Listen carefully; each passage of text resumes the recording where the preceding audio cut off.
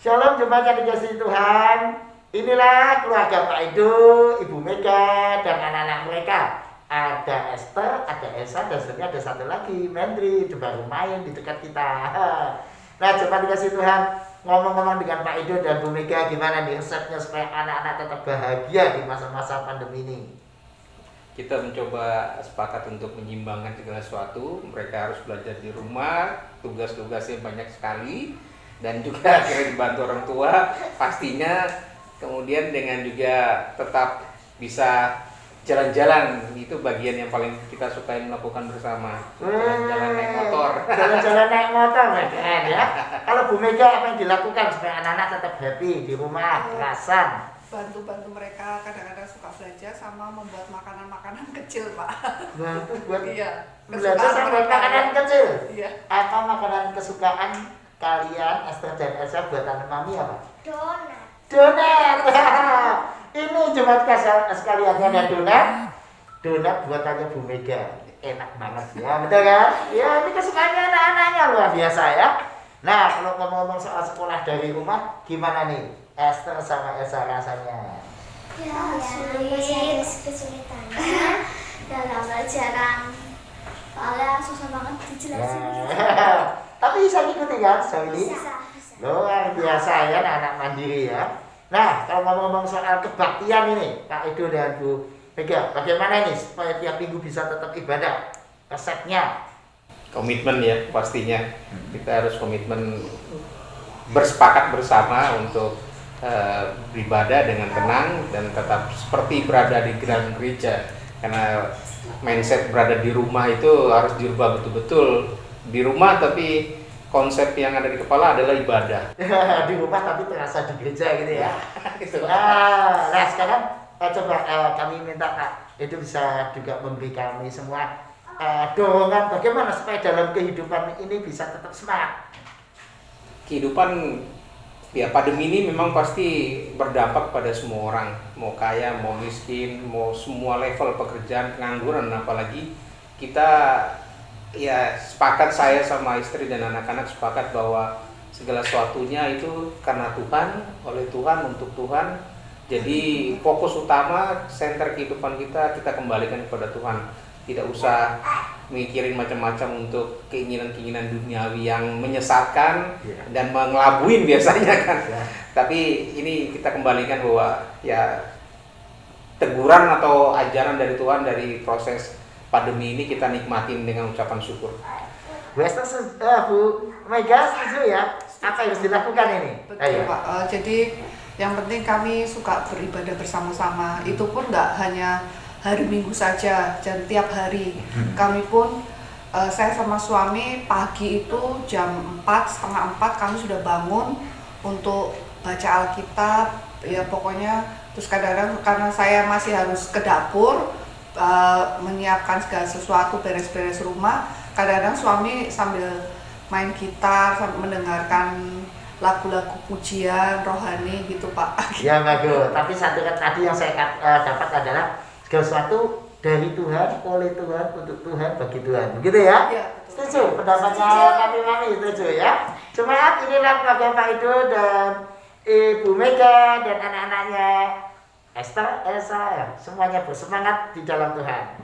Selamat hari Minggu.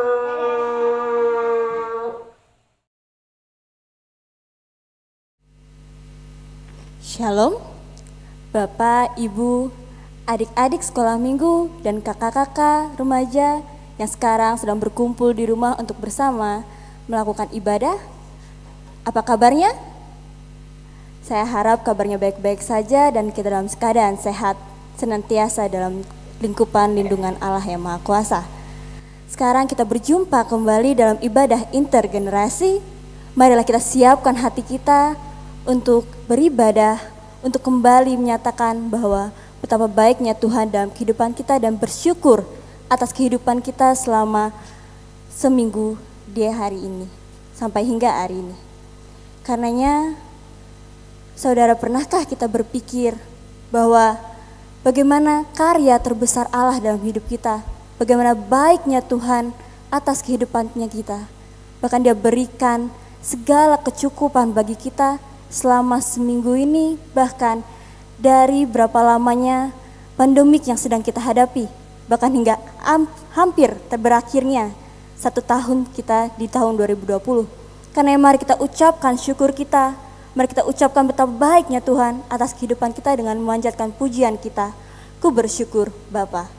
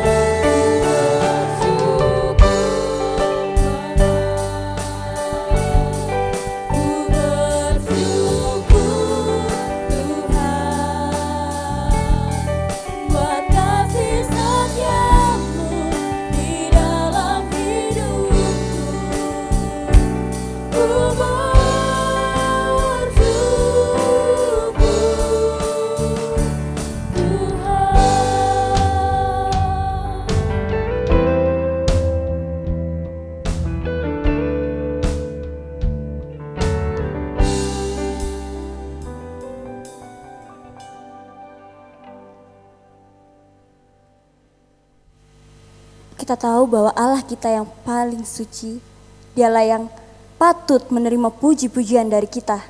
Karenanya, mari kita panjatkan pujian kita, suci, suci, suci.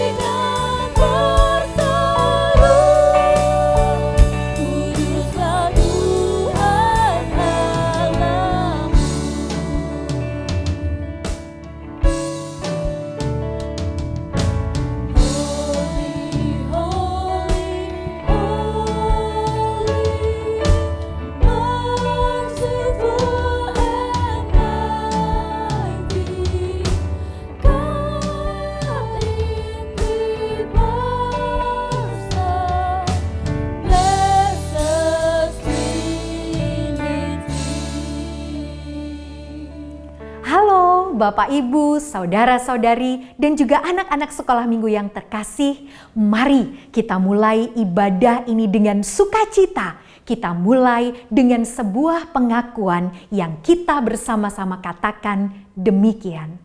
Pertolongan kita adalah di dalam nama Tuhan yang menjadikan langit dan bumi, yang kasih setianya tetap untuk selama-lamanya, yang memelihara umat manusia di tengah pergumulan dan goncangan kehidupan.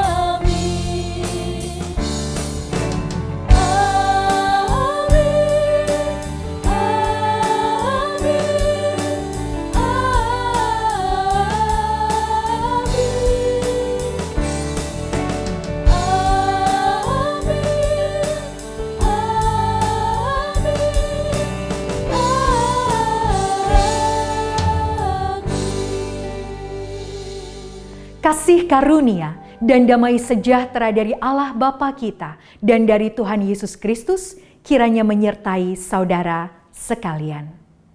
Dan menyertai saudara juga.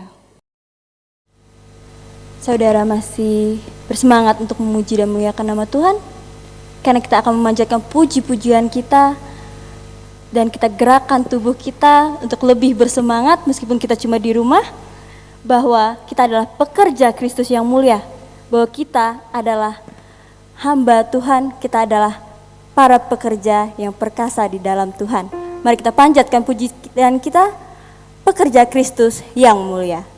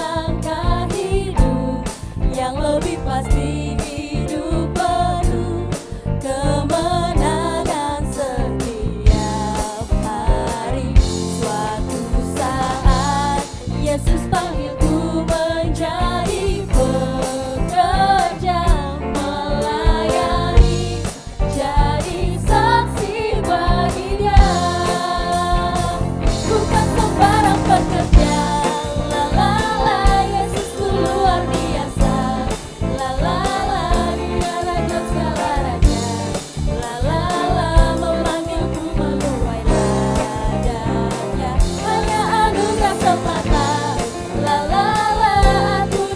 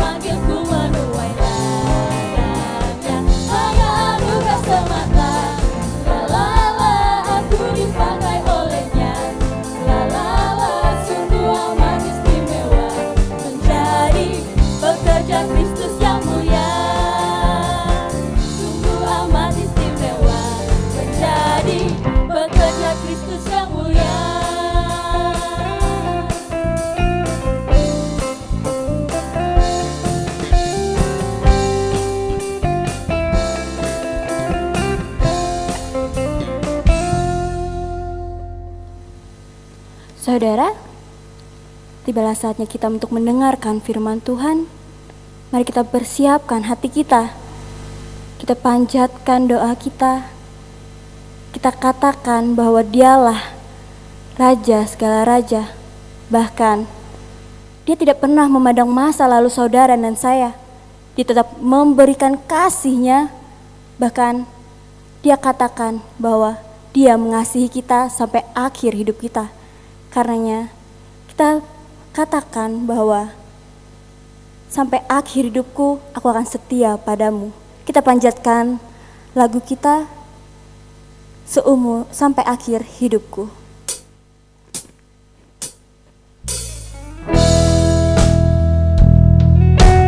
Mari kita katakan pada Tuhan bahwa Bapa, Engkau mengenalku lebih dari siapapun. Karena Engkaulah Bapa yang mengasihiku hingga akhir hidupku.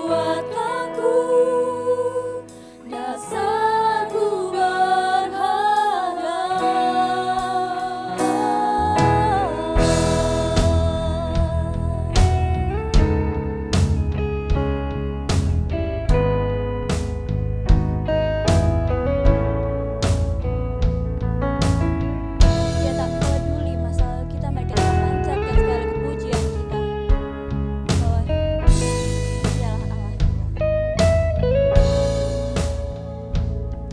Tak peduli masa lalu, Engkau tetap memilihku.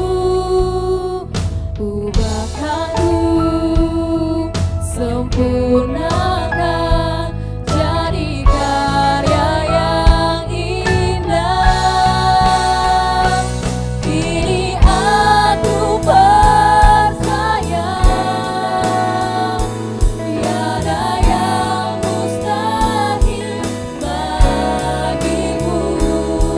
Kuasamu kuatkanku, dasarku berharga.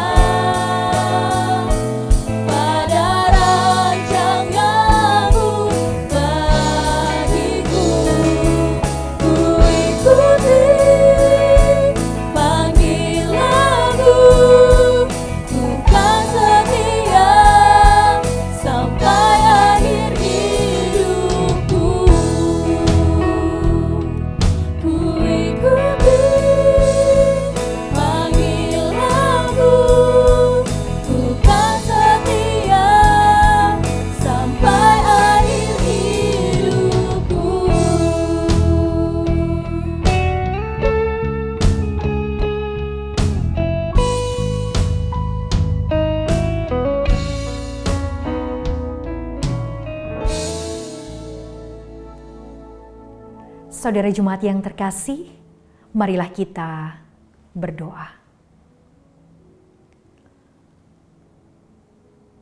Ya Allah, kami sadar, kami akui bahwa seringkali kami lagi-lagi jatuh ke dalam dosa. Lagi-lagi melakukan kesalahan dan pelanggaran yang sama. Tuhan, saat ini kami mau datang ke hadirat-Mu. Kami mau memohon ampunan-Mu. Selidikilah setiap hati kami, Tuhan. Selidiki setiap kehidupan kami. Ampuni kami. Saat apa yang kami pikirkan, kami katakan, dan kami lakukan, tidak ada dalam kerangka kehendak-Mu.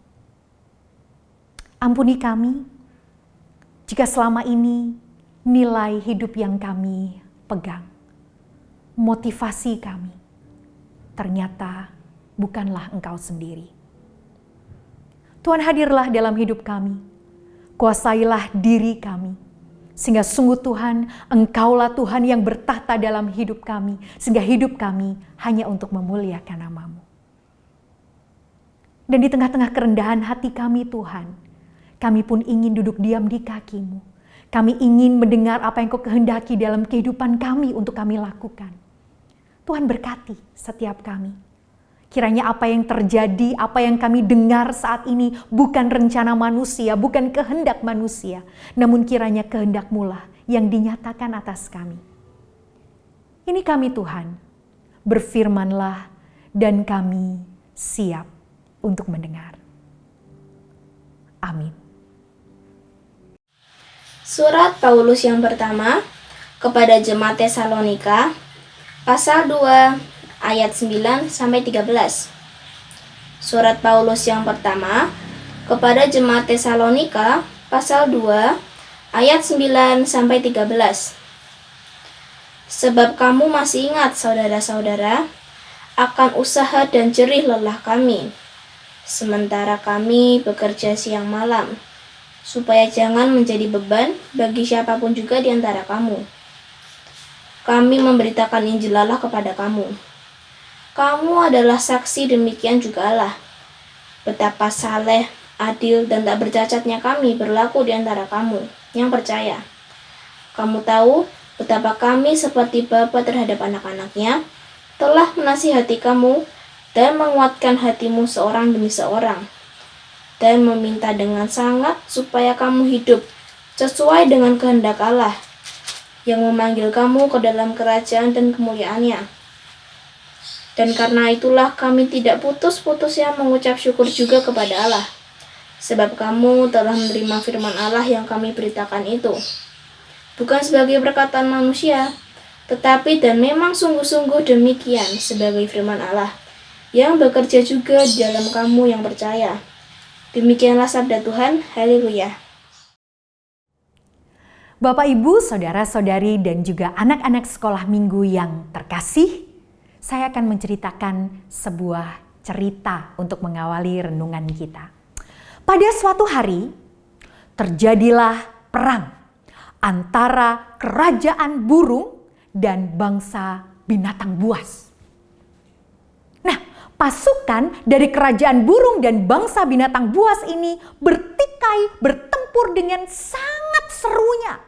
Nampaknya mereka sama-sama kuat. Mereka berperang karena kerajaan burung dan bangsa binatang merebutkan suatu wilayah.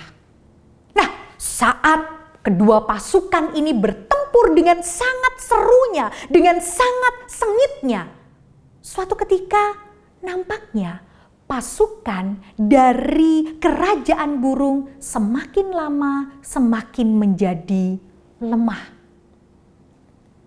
Nah, saat pasukan kerajaan burung menjadi lemah, ada salah satu anggota pasukan yang kemudian diam-diam meninggalkan medan laga. Dia adalah kelelawar. Kelelawar itu sedikit demi sedikit minggir dari medan laga, lalu kemudian meninggalkan medan laga Dia terbang ke pohon yang paling tinggi, lalu kemudian melihat jalannya pertempuran. Kelelawar berpikir, kayaknya kerajaanku akan kalah ini. Daripada aku ikutan kalah, aku nonton aja dari sini. Begitu pikir kelelawar. Ternyata betul apa yang dia pikirkan. Ternyata pasukan kerajaan burung kalah. Nah, saudara, apa yang terjadi saat kelelawar melihat pasukannya kalah, kerajaannya kalah? Dia dong ikut pulang pasukan bangsa binatang buas. Tentara bangsa binatang buas ini pulang dengan bersuka cita. Ye, kita menang, kita menang. Si kelelawar ikutan. Ye, kita menang, begitu. Sesampainya di kota, anggota pasukan yang lain mulai menyadari kehadiran kelelawar. Kelelawar, bukannya kamu tadi kerajaan burung ya? Tadi kamu perang buat kerajaan burung kan? Ngapain kamu di sini? Lalu kelelawar menjawab, oh enggak, aku kan bagian dari kalian. Wahai bangsa binatang buas, lihat ini, aku punya taring sama seperti kalian. Lihat ini, aku punya cakar sama seperti kalian. Jadi aku adalah bagian dari kalian bangsa binatang buas. Lalu kemudian pasukan yang lain, oh ya udahlah kalau gitu terima saja dia. Ya sudah, oke. Nah kemudian euforia kemenangan itu dirayakan oleh bangsa binatang buas berhari-hari. Mereka merayakan kemenangan mereka. Mereka makan, mereka minum, mereka tidur, mereka pesta-pesta berhari-hari. Sampai kemudian mereka lupa untuk berjaga-jaga. Nah di tengah-tengah pesta pora mereka, sama sekali mereka tidak menyangka bahwa pasukan yang mereka kalahkan, yaitu pasukan kerajaan burung, tiba-tiba menyerang mereka. Dan karena mereka tidak siap, tentulah akhirnya kemudian bangsa binatang buas ini kalah. Nah sekarang gantian, karena kerajaan burung yang menang, mereka pulang ke negerinya dengan bersuka cita. Ye, kita menang, begitu. Lalu apa yang dilakukan kelelawar? Ternyata dia ikut kembali pulang bersama-sama teman-temannya pasukan kerajaan burung. Nah, waktu teman-temannya lihat, hei kelelawar, dari mana saja kemarin kamu? Waktu kita kalah, kok kamu ngilang? Oh, aku di sini aja kok. Bukannya kamu tadi ada di dalam kota bangsa binatang buas? Oh, enggak, aku kan bagian dari kalian. Lihat ini sayapku, sama kan kayak kalian. Aku ini bagian dari kalian. Itulah yang dikatakan oleh kelelawar kepada teman-temannya di kerajaan burung. Nah, saudara, perang antara kerajaan burung dan bangsa binatang buas ini berlangsung beberapa lama. Namun kemudian sampai akhirnya PBB turun tangan. PBB, Perserikatan Binatang-Binatang, gitu ya ceritanya. Nah, PBB ini kemudian membuat diskusi begitu antara kerajaan burung dan juga bangsa binatang buas. PBB berusaha membuat kedua negeri ini berdamai satu dengan yang lain. Nah, lalu kemudian mereka membuat beberapa kesepakatan berkaitan dengan wilayah.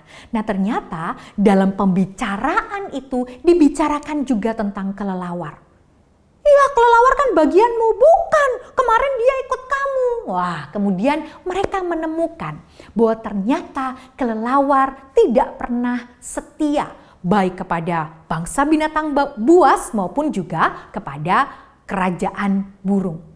Akhirnya konferensi PBB itu menghasilkan beberapa kesepakatan. Di antaranya adalah bangsa binatang buas dan kerajaan burung sepakat untuk melakukan embargo kepada kelelawar. Jadi mulai saat itu sampai selama-lamanya kelelawar tidak boleh menginjakkan kakinya di darat sebagai wilayah bangsa binatang buas dan juga tidak boleh bertengger di dahan-dahan pohon karena itu adalah wilayahnya kerajaan burung. Nah, karena itulah konon, karena embargo itulah kelelawar sejak saat itu sampai sekarang dia hanya bisa bergelantungan di atas pohon. Nah, saudara-saudara yang terkasih, cerita tentang kelelawar ini memberikan gambaran kepada kita sebuah pribadi yang inginnya menang. Dia berpikir untuk menang. Dia ingin menang, tapi nggak mau berjuang. Jadi apa yang diangankan, apa yang dipikirkan tidak diimplementasikan dalam perkataan dan tindakan. Jadi kepinginnya menang tapi nggak mau berjuang, nggak mau perang. Nah, kepribadian macam ini adalah kepribadian yang tidak berintegritas. Nah, saudara, tidak berintegritas ini sebenarnya adalah tuduhan yang juga ditujukan kepada Rasul Paulus. Tuduhan ini diberikan oleh pihak-pihak yang berseberangan oleh Rasul Paulus, terutama di jemaat Tesalonika. Nah, Tesalonika memang saat itu adalah kota yang strategis, kota yang sangat berkembang pesat. Demikian juga jemaat di kota Tesalonika, mereka juga adalah jemaat yang berkembang dengan pesat. Tapi masalahnya jemaat baru di kota Tesalonika ini goyah karena adanya hasutan-hasutan yang mempertanyakan tentang kerasulan Paulus atau integritas Rasul Paulus. Nah, bagian yang kita baca hari ini, Bapak, Ibu, Saudara, dan juga anak-anak sekolah minggu yang terkasih, ini adalah pembelaan diri Paulus dari tuduhan-tuduhan pihak yang berseberangan darinya itu. Mulai di ayat 9, mari kita lihat kembali di 1 Tesalonika 2 ayat 9. Di sana Rasul Paulus menyatakan bahwa selain mengabarkan Injil, dia juga kerja keras. Dan apa yang dilakukan oleh Rasul Paulus itu sebenarnya di atas rata-rata. Jadi saudara, biasanya saat itu yang namanya bekerja itu biasanya adalah sejak terbitnya matahari sampai terbenamnya. Itu adalah jam kerja yang umum bagi orang saat itu. Tapi Paulus mengatakan bahwa kami ini bekerja siang malam. Itu berarti bahwa Rasul Paulus menunjukkan dirinya dan juga rekan-rekan sepelayanannya bukan hanya bekerja saat ada matahari, tapi juga malam hari. Untuk apa? Dia mengatakan agar kami tidak menjadi beban. Itulah yang dilakukan oleh Rasul Paulus. Saat dia dipertanyakan dirinya, integritasnya sebagai seorang pelayan dan penginjil Kristus, dia mengatakan, satu, saya bertindak, saya bekerja bukan hanya dari terbitnya matahari sampai terbenamnya, tapi Paulus berkata, saya bekerja siang dan malam. Dan kita tahu, saudara dan juga anak-anak, Rasul Paulus itu pekerjaannya adalah seorang pembuat tenda. Pembuat tenda itu tidak sembarang orang bisa membuat tenda. Jadi itu diperlukan keterampilan dan juga kekuatan fisik. Dan Paulus mengatakan, saya bekerja siang dan malam. Lebih keras, lebih lama dari orang-orang yang lainnya. Jadi yang pertama, saudara, kita bisa belajar bahwa Paulus itu bertindak. Paulus itu bertindak. Kemudian kita bisa lihat di dalam ayat 10. Lalu kemudian Paulus melanjutkan pembelaannya. Paulus berkata, kamu adalah saksi, demikian juga Allah. Betapa saleh, adil, dan tak bercacatnya kami berlaku di antara kamu yang percaya. Jadi di sini Paulus sedang ingin mengingatkan Tesalonika. Wahai jemaat di Tesalonika, engkau sendiri yang jadi saksi, selain engkau ada Allah yang jadi saksi. Betapa kami itu hidup saleh, hidup adil, hidup tidak bercacat. Nah saudara, orang yang hidup bersama tentulah tidak ada yang bisa disembunyikan. Ya kan?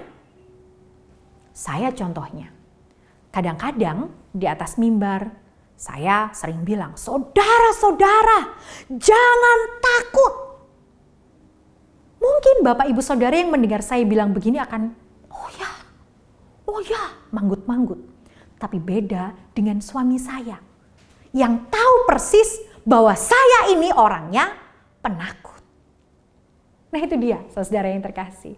Nah jadi Paulus ini sedang mengingatkan Tesalonika, hai jemaat di Tesalonika, engkau sendiri pernah hidup bersama-sama dengan aku. Engkau sendiri tahu bagaimana cara hidupku, bagaimana adilnya aku, bagaimana salehnya aku. Nah jadi kalau di ayat 9 tadi kita bisa lihat bahwa Paulus bertindak. Di ayat 10 kita juga bisa melihat bahwa selain bertindak, Paulus juga saleh, adil, tidak bercacat. Dan kenapa Paulus bisa melakukan itu? Karena sejak dari pikirannya, Paulus sudah saleh. Sejak dari pikirannya, Paulus sudah adil. Sejak dari pikirannya, Paulus sudah tidak bercacat. Jadi selain Paulus bertindak, kita juga bisa lihat bahwa Paulus berpikir. Lalu ayat yang ke-11, Bapak, Ibu, dan Saudara juga anak-anak yang terkasih, di sana Paulus mengatakan bahwa selama ini dia menasehati jemaat di Tesalonika sama seperti bapa menasehati anaknya. Yang menarik, analogi orang tua ini bukan kali pertama Paulus pakai waktu dia mengatakan tentang cara menasehati kepada jemaat di Tesalonika. Di ayat yang ke-7, nanti dilihat di ayat yang ke-7, Paulus juga menggunakan kata ibu.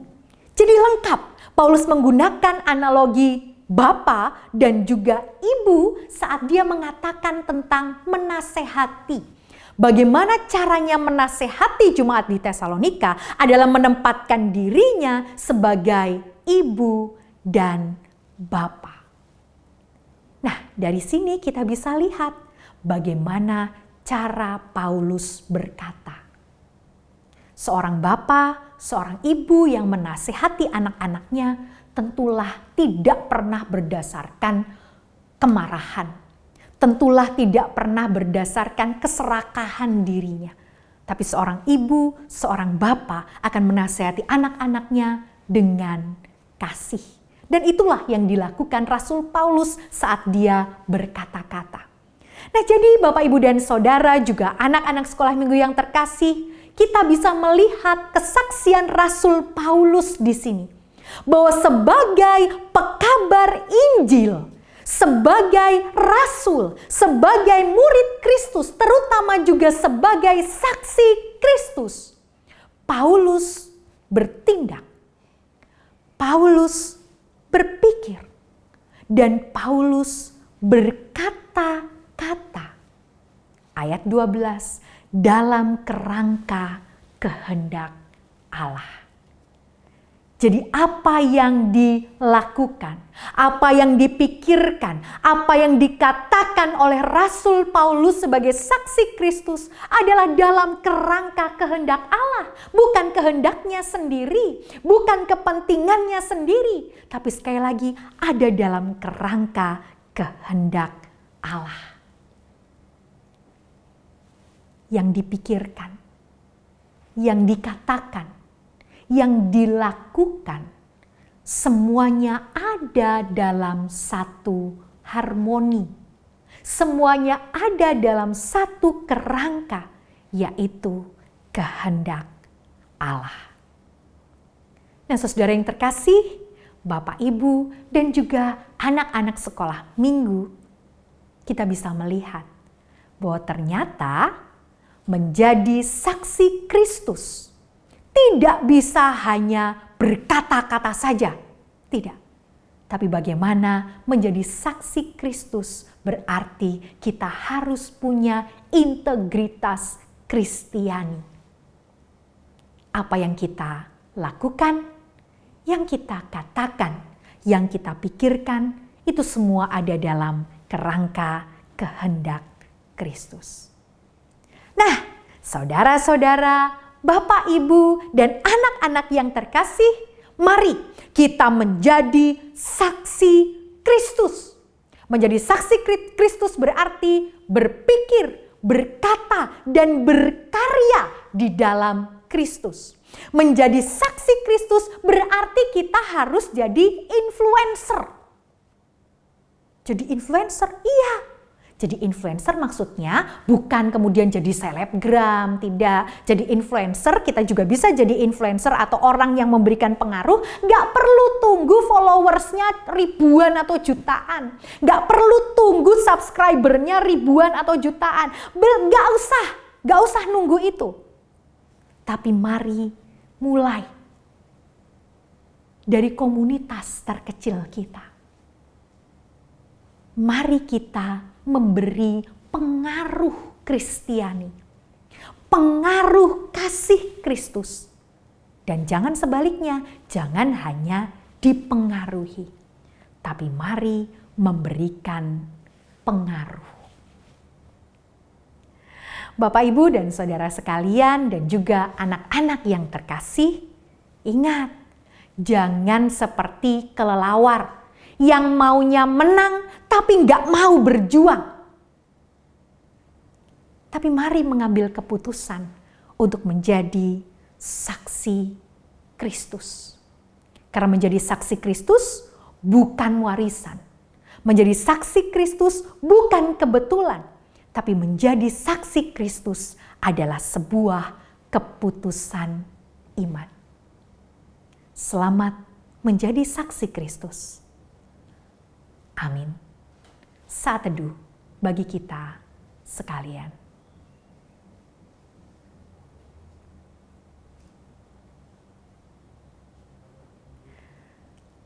Sang Kristus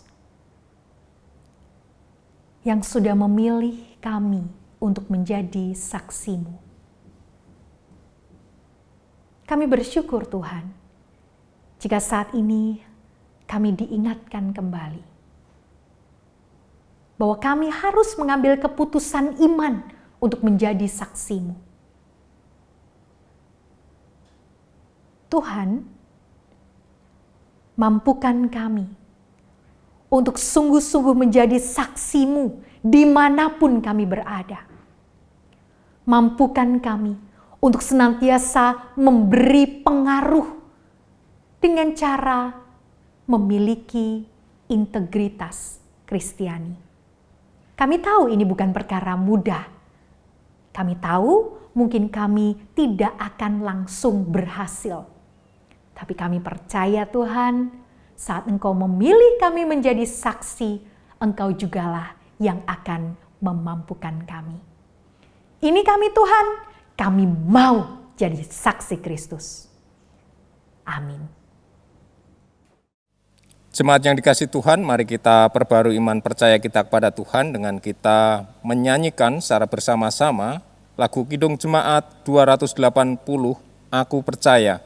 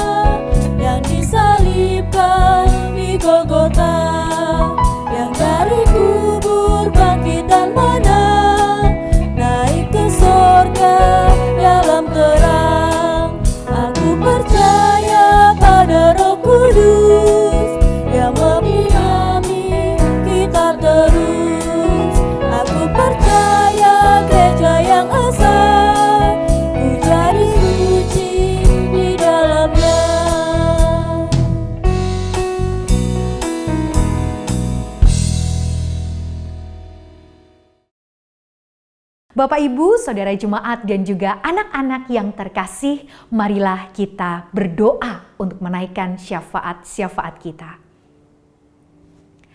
Tuhan Yesus yang baik, terima kasih Tuhan untuk berkat penyertaan-Mu yang luar biasa dalam kehidupan kami. Terutama kami bersyukur Tuhan di masa-masa pandemi ini, saat kami mungkin tidak bisa datang ke gereja dengan cara yang normal seperti sedia kala. Anak-anak yang juga tidak bisa datang ke sekolah minggu, berjumpa dengan kakak-kakak sekolah minggu, atau juga teman-teman di sekolah minggu yang lain. Tapi kiranya Tuhan, saat ini, saat kami bersama-sama membangun ibadah intergenerasional ini, kami sungguh merasakan damai sejahtera-Mu, kami sungguh merasakan hadirat-Mu, dan terkhusus kami sungguh merasakan sukacita karena hadir-Mu di tengah-tengah keluarga kami. Saat ini Tuhan, kami bersyafaat terkhusus untuk keluarga kami di tengah-tengah masa sulit ini, di tengah-tengah masa krisis ini. Tuhan, kami berdoa untuk setiap keluarga yang terdampak, baik itu langsung maupun tidak langsung.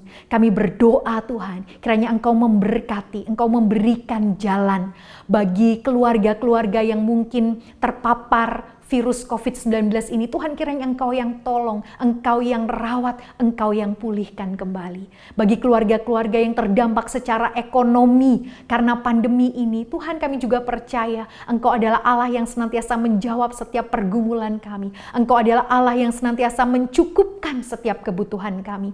Karena itu Tuhan, kami serahkan keluarga kami, pergumulan kami, kebutuhan kami hanya ke dalam tangan-Mu. Berkati kami Tuhan, agar sungguh kami menjadi suami yang lebih menghargai istri kami. Jadikan kami istri Tuhan yang lebih mengasihi suami kami. Mampukan kami menjadi orang tua yang bijak dalam mendidik anak-anak kami, utamanya saat mereka harus belajar dari rumah. Tuhan, berkati kami sebagai orang tua. Berikan kami kebijaksanaan, berikan kami kesabaran untuk bisa mendampingi mereka sekolah dari rumah. Berkati juga anak-anak Tuhan yang juga harus menghadapi masa sulit ini. Tidak bisa bermain dengan bebas, tidak bisa sekolah dengan bebas. Mungkin tidak bisa les-les seperti sedia kala. Tapi kiranya Tuhan, Engkau berkati anak-anak ini agar sungguh Tuhan, mereka tidak kehilangan masa kecil mereka yang bahagia.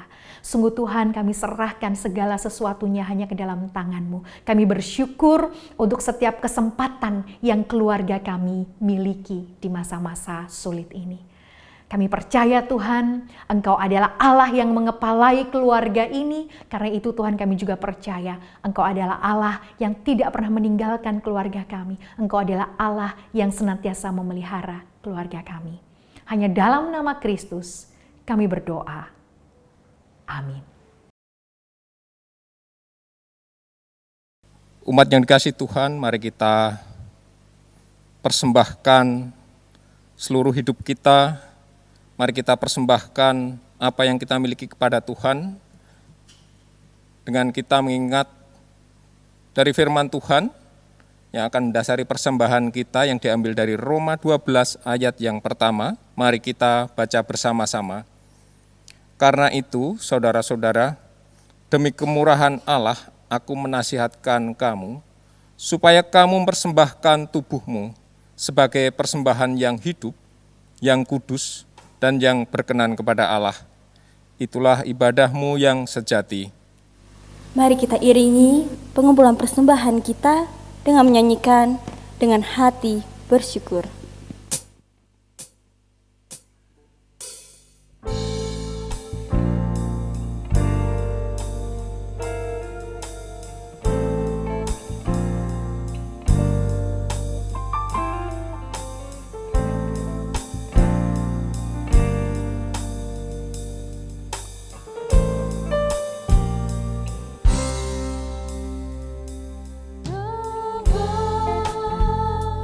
Hati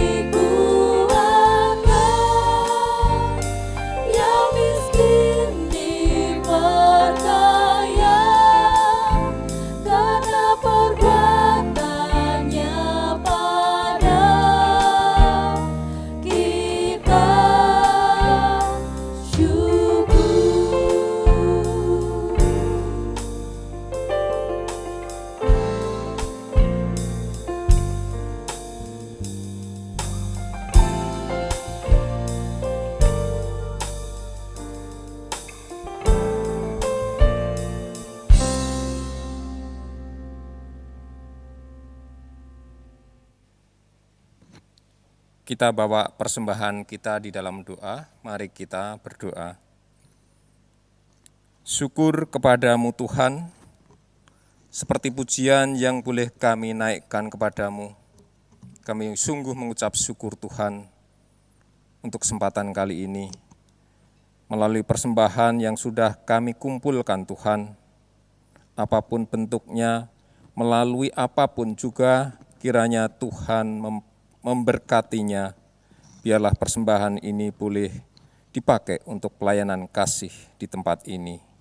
Terima kasih Tuhan, berkati atas segala hal yang boleh kami ucapkan di dalam ucapan syukur kami kali ini Tuhan. Terima kasih Tuhan. Demi Kristus yang hidup, kami berdoa dan mengucap syukur. Amin. Saudara, ibadah kita akan berakhir pada hari ini, pada saat ini. Namun percayalah, ibadah yang sejati adalah ketika kita berada di rumah bersama saudara, bersama keluarga kita memberikan kasih yang dari Allah Bapa kepada saudara-saudara kita itu. Bahkan tidak hanya kepada keluarga kita, tetapi kepada saudara-saudara kita yang di luar sana. Karena jika kita ditanyakan apa yang ingin engkau beritakan pada dunia, katakanlah kabar baik.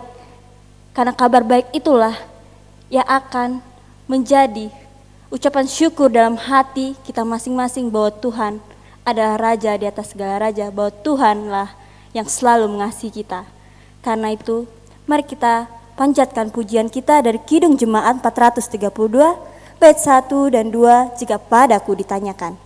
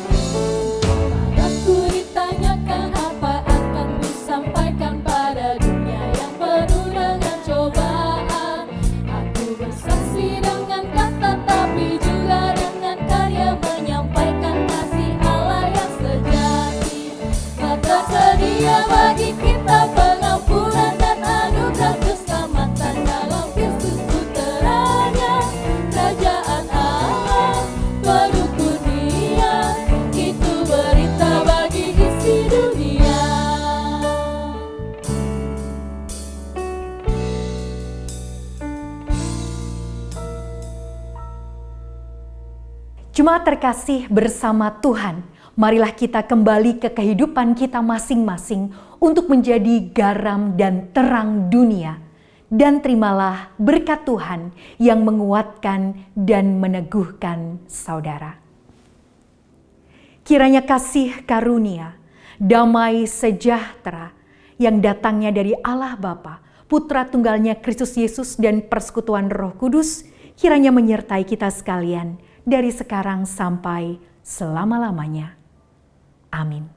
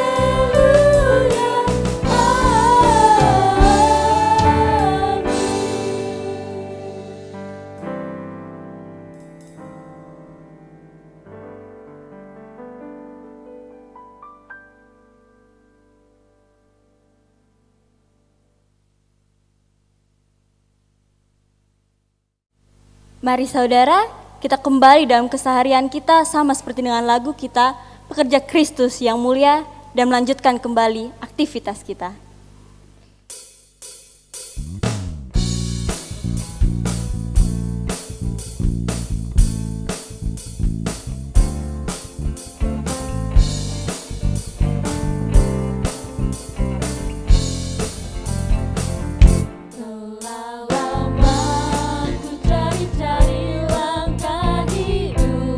Yang lebih pasti hidup penuh kemenangan setiap hari.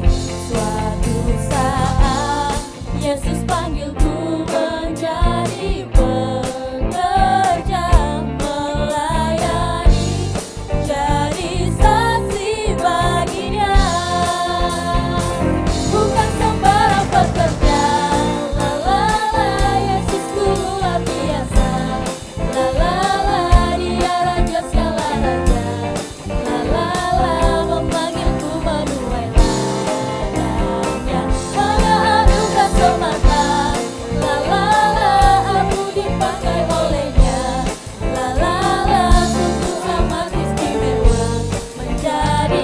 pekerja Kristus yang mulia.